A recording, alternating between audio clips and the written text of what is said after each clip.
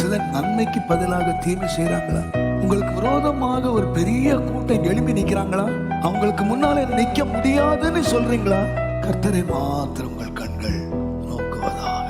அவரை நோக்கி பார்த்த முகங்கள் பிரகாசம் அடைந்தன. அவைகள் ஒரு நாள் வெட்கப்பட்டு போனதே இல்லை.